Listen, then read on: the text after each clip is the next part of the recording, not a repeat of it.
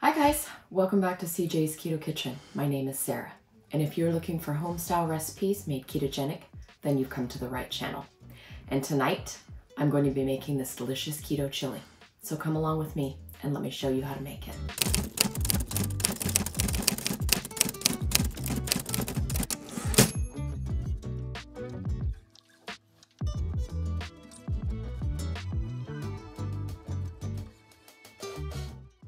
So let me show you what you're going to need for the chili recipe. I have 2.5 pounds of ground meat here that I've cooked.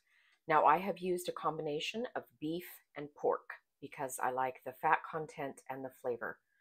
Now my local grocery store combines the two of them together, but you could use any combination of meat that you would like, or you can use all one type of meat. But it does need to be ground and it does need to be cooked. Of course, if you wanted to make this a chicken chili with shredded chicken, you could do that as well. But I'm going to be using this. And once again, that's 2.5 pounds. So you are going to need 2 cans of some type of tomato. You can use any kind of chopped or diced tomato that you would like. Each can is 14.5 ounces, and I'm going to be using 2 of those. You're also going to need 2 8-ounce cans of regular tomato sauce. I'm going to be using 2 tablespoons of tomato paste. I have 2 cloves of fresh garlic here. You are going to need 2 tablespoons each of cumin, chili powder, and onion powder, and I have combined mine all together. I'm going to be using some no sugar added ketchup. I'm going to be using Worcestershire sauce. And I'm also going to be using a cup of chopped onion and pepper.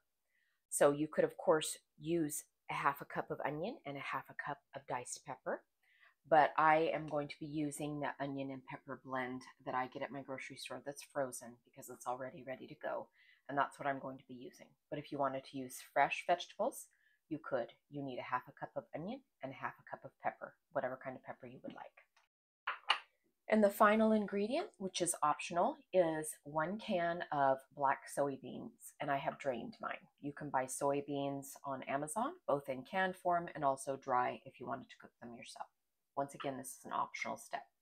So the first thing that I'm going to do is I'm going to add my chopped pepper and onion combination into the meat to kind of let everything warm up and blend the flavors together.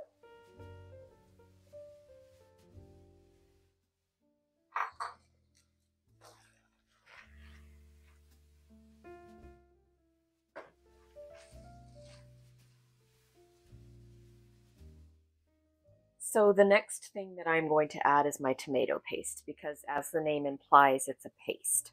And so I like to add it early so that it has plenty of time to amalgamate into our chili and it's not in little globs. So I'm going to put in 2 tablespoons of this and blend it around while our meat is warming.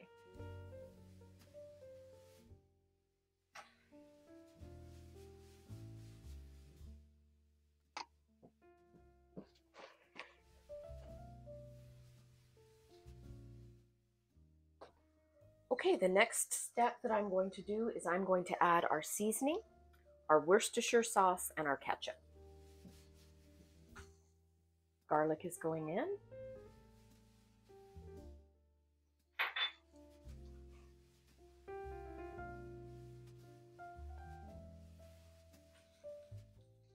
Next is our chili seasoning.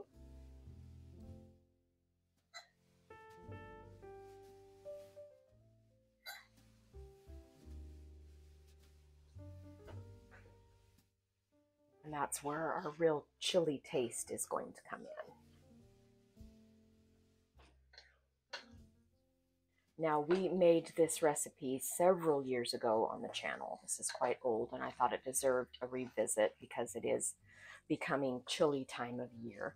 And CJ actually won an award for this recipe at his workplace back when people were still going to work in person like they did, back in the day. Some people still go now, but he works from home now. So our ketchup goes in, and I'm just going to do a few squirts to taste. Same with the Worcestershire sauce.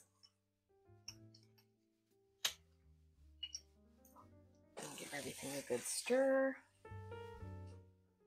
And that ketchup is just going to give our chili a little bit of sweetness to offset the spice for the perfect balance.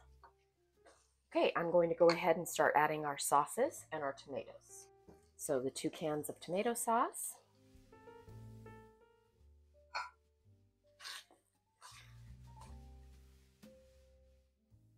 So we are going to leave the juice in our tomatoes, but we are going to add an additional can of water after we have emptied our cans of tomatoes.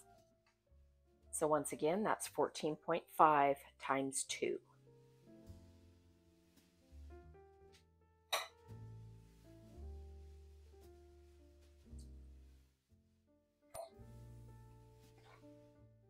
Just going to get everything stirred around. All right, so I'm going to go ahead and grab a can of water out of our empty tomato cans, and I'll be right back. Okay, there's our 1 can of water. All right, so I am going to turn this down to a simmer, and I'm going to cover it. And we are going to let this simmer for a few minutes before we add our soybeans.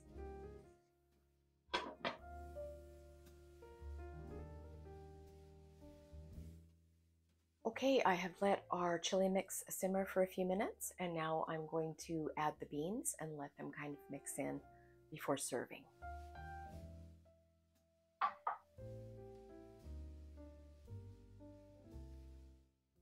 Okay, so I am just going to turn the heat down and cover it and let it simmer for another few minutes.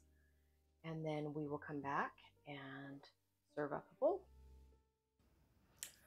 Okay, here it is, the delicious keto chili, and CJ is going to taste it for us. I have a little cheese on the top of it. Hi. Hi. All right, let's see how this tastes. It's been a long time. Yeah, I was looking at the blog today in 7 years. Wow. Yeah, definitely time to make it again.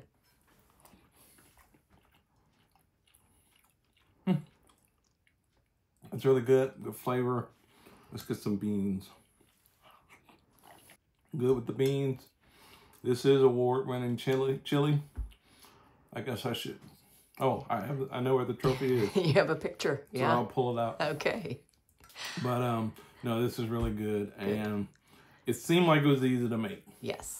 So once you get all the ingredients together, it seems like it's easy to put together. Yeah, it's pretty much dump and turn it on and go. Yeah. Yeah. So. And we have made this in the slow cooker before, and I did put that in on the blog, but you can do this in the slow cooker too if you wanted to. That's good. Yep.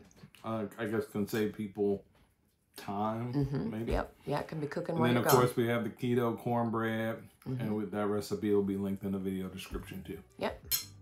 So good job, baby. Thank you. Thanks. Bye. Bye.